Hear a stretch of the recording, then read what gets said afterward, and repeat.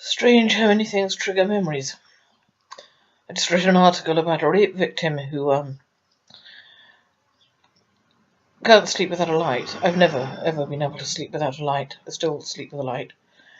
But also doesn't like sleeping at night. She prefers to sleep in the day. And then I remembered that my reasons for being nocturnal when I had OCD were not just that we only had one bathroom. And, if you have an 8-hour routine, then other people are likely to want to come in during that routine. And I don't know, I assume it's common to OCD. But if my routine was interrupted, I always had to start again at the beginning. So I didn't want to risk that anyway. So there was that. There was choosing night time when people were presumably asleep and wouldn't want to use the bathroom. That went badly wrong once. When one of my mother's aunts came to stay with us, and she was in her 90s, and she wanted to use the loo at about 3 a.m. Went very badly wrong. But apart from that, she was my favourite aunt, and I couldn't let her in. Couldn't. Of course, physically I could, mentally I couldn't. So she sat on the stairs until I was done. And she said she'd never forgive me. Anyway, that's with me to this day. It did also mean that I didn't have to attempt to sleep at night. I was nocturnal and I slept in the daytime. I was consciously afraid of my father by the time I was in my late teens. Very, very consciously. Because the other thing, there must have been times when I used the bathroom in the daytime. There must have been, to wash or bath or whatever. Because he used to stand outside the bathroom window, which was not opaque.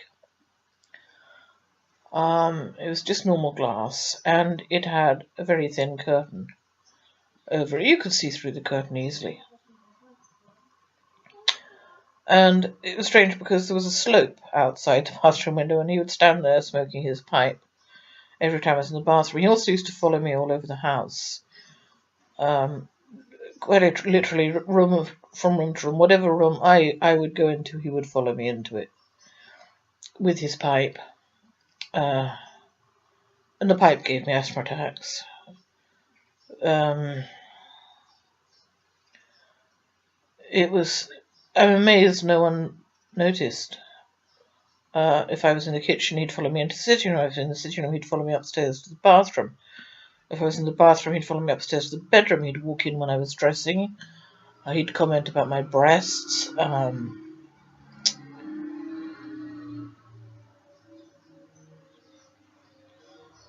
It's quite amazing. You just read articles and you think... And another little light bulb goes on, 10 years, at least, from the time that I started writing, I'm still getting kind of click moments. And I was thinking the other day about the people in my family who said, well, okay, I believe you. This includes my brother. He did say, I'll have to find that message, that he believed me. But then they go on to say, however, this doesn't affect my feelings about Dad. Or, in my cousin's case, about her uncle by non-marriage. Well, I still feel the same way about him. I still love him.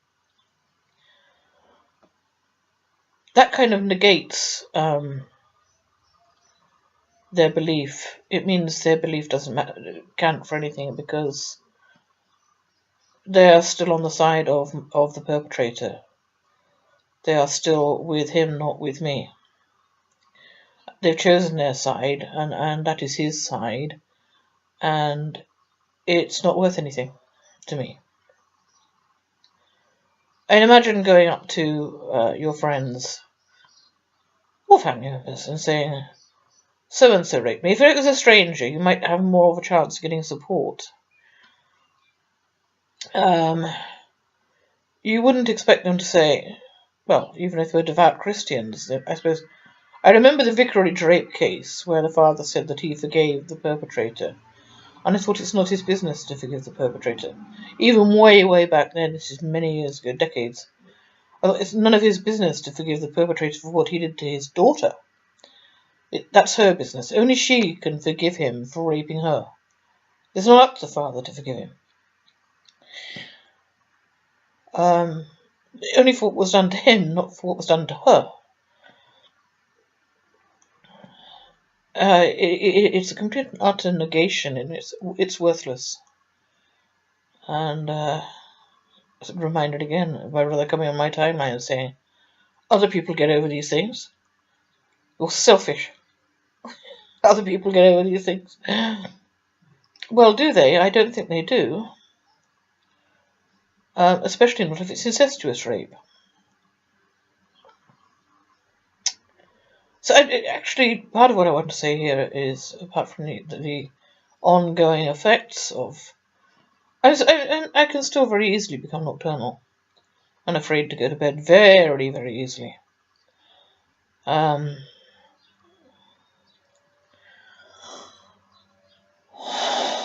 At night, that is. I really want to say it's not enough to say that I believe you. If you then go on to say, but I still love your perpetrator, and I forgive your perpetrator, and if you don't forgive him too, you're selfish. That doesn't go down at all well with me. And I'm glad my brother has cut me off, because I would have cut him off anyway. And I really, really don't want him or any member of his particular branch of the family at my funeral. Or if I happen to go into hospital, I don't want them there either.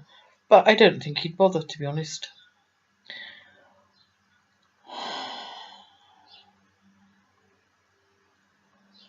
It's like me, people like that should try to imagine. I know, a comparison with burglary is an old one, and I don't think it's good enough, actually.